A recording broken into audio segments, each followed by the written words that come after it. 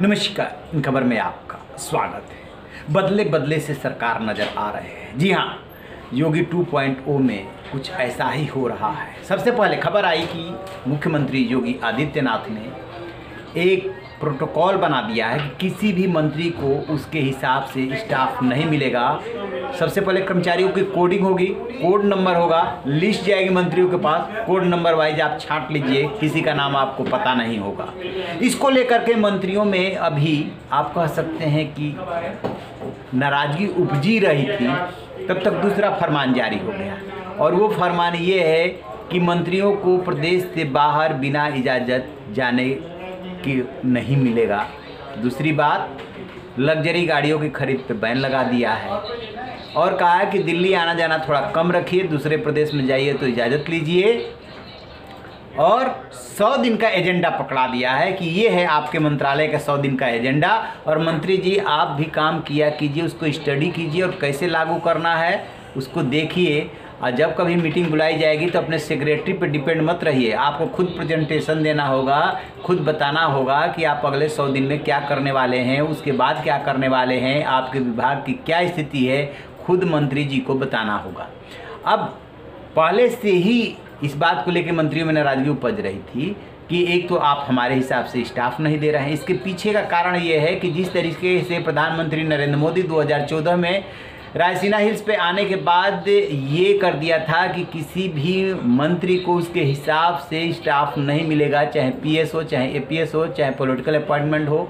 और बड़े बड़े मंत्री भी अपना पीएस नहीं रख पाए थे। ठीक उसी तरह से योगी आदित्यनाथ चल रहा है, कह रहे हैं कि हमारे हर काम में ट्रांसपेरेंसी है, जाति के आधार पे, धर्म के आधार पे और चेहरे के आधार पे आप अपना स्टाफ नहीं रखेंगे, चाहे सहायक हो, चाहे निजी सहायक, चाहे समीक्षा अधिकारी।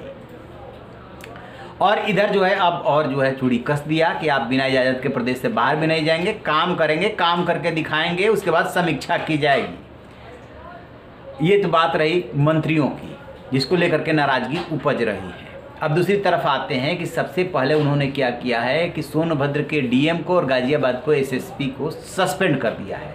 सोनभद्र के जो डीएम है टीके सिब्बू, उन पे आरोप है कि खनन और निर्माण कार्यों में भ्रष्टाचार किया और चुनाव के दौरान जितनी तत्परता से कार्रवाई करनी चाहिए थी, जितनी तत्परता से चुनाव कराने चाहिए थे, वो नहीं की, उसमें लापरवाही की। इसके आरोप में टीके सिब्बू को निलंबित कर दिया गया है। जबकि गाजियाबाद के एसएसपी जो पवन कुमार है, उनके ऊपर ये आरोप है कि अभी मसूरी में 25 लाख की लूट हुई थी और आपराधिक घटनाओं के साथ साथ और भी उनके ऊपर आरोप थे, लिहाजा बिना बर्दाश्त किए उनको भी निलंबित कर दिया गया है। तो इस तरीके से अफसरों पे पहली गाज गिरी है कि सोनभद्र के डीएम और गाजियाबाद के एसएसपी निलंबित किए गए हैं। मंत्रियों को ताकीद की गई है, काम से काम रखिए, विवाद से दूर रहिए, 100 दिन का एजेंडा आप करके दिखाइए, अदरवाइज बहुत जल्दी समीक्षा होगी। योगी 2.0 का गठन जो हुआ है वो मोदी 3.0 के लिए हुआ है, लिहाजा 2024 के टारगेट को हर किसी को ध्यान रखना है। अब देखते हैं कि जो नाराज़गी उपज रही है उसके बाद या उससे कैसे निपटते हैं योगी।